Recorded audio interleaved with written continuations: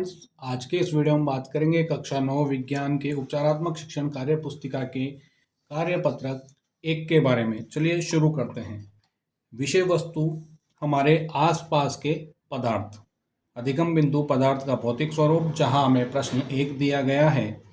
प्रकृति में कौन कौन से पंच तत्व हैं? प्रकृति में कौन कौन से पंच तत्व हैं? तो हमारा यहाँ पर उत्तर होगा वायु, अग्नि,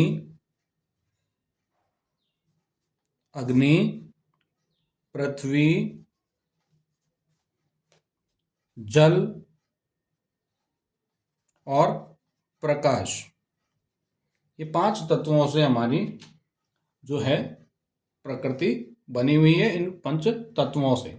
अगला प्रश्न, पदार्थ के कणों कौन सी ऊर्जा के कारण गतिशील होते हैं? तो पदार्थ के कण जो होते हैं वो गतिज ऊर्जा के कारण गतिशील होते हैं। कौन सी ऊर्जा के कारण? गतिज ऊर्जा के कारण। गतिज ऊर्जा के कारण जो है पदार्थ के कण गतिशील होते हैं।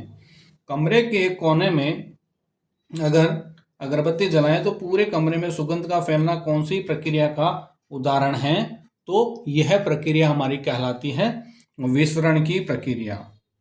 प्रक्रिया का नाम हो जाएगा विसरण प्रक्रिया। ठीक है, विसरण प्रक्रिया जो है उसके द्वारा इस तरह से होता है। चलते हैं हमारे चौथे प्रश्न पर। पदार्थ जो है किससे बना होता है? पदार्थ अत्यंत छोटे छोटे कणों से मिलकर बना होता है। किनसे मिला होता है? कणों से मिलता है, जिनसे हम परमाणु कहते हैं। अगला प्रश्न है हमारा, अवसादन से आप क्या समझते हैं? अवसादन से आप क्या समझते हैं? तो आप लिखें, किसी तरल में मौजूद भारी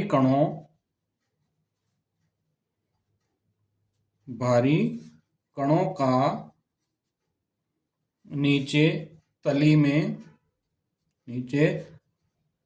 तली या तल में बैठना और हल्के कणों का, और जो कण हल्के होते हैं उन हल्के कणों का तरल में ऊपर की तरफ तैरना। कणों का ऊपर तैरना अवसादन कहलाता है। ठीक है, अवसादन कहलाता है।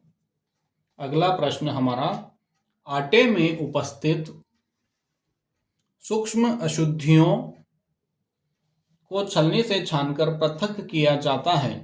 पृथक्करण की इस विधि को किस नाम से जाना जाता है?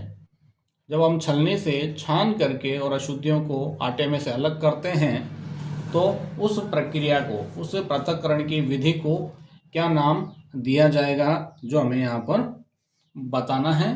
तो इसका सही जवाब होगा हमारा, यहाँ लिखें आप, चालन। क्या लिखेंगे? चालन विधि। चालन, जिसको आप छालन कहते हैं या छानना कहते हैं, तो इसका सही नाम क्या है? चालन विधि। ठीक है, चलते हैं हमारे अगले प्रश्न पर। पदार्थों के पृथक्करण की निष्पावन विधि से आप क्या समझते हैं? अपने शब्दों में लिखिए। जो पदार्थों के पृथक्करण की निष्पावन विधि है, कौन सी विधि? निष्पावन विधि है, वो क्या होती है? तो साथ के साथ लिखते चलें। लास्ट क्वेश्चन है हमारा ये इस वर्कशीट का। पृथक्करण की वह विधि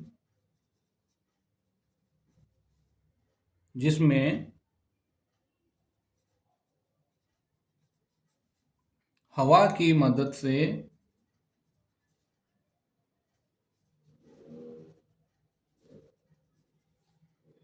मिश्रण में से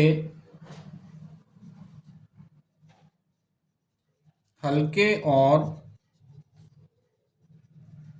भारी कणों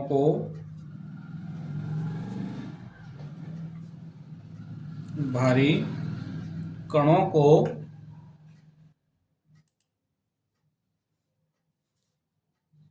पृथक किया जाता है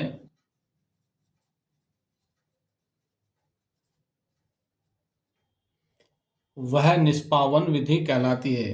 आपको समझाने के लिए बता दूं कि जैसे गेहूं को ऊपर से हम नीचे गिराते हैं पंखा चला के या हवा के साथ में, तो भारी कण जो होते हैं वो नीचे गिर जाते हैं गेहूं के, और जो हल्की अशुद्धियां, फूस वगैरह चारा जो होता है वो आगे बढ़ जाता है। तो ये था बेटा हमारा आज का कार्यपत्रक 1। अगली वीडियो में मिलते हैं हम कार्यपत्रक 2 के साथ। Thanks for watching.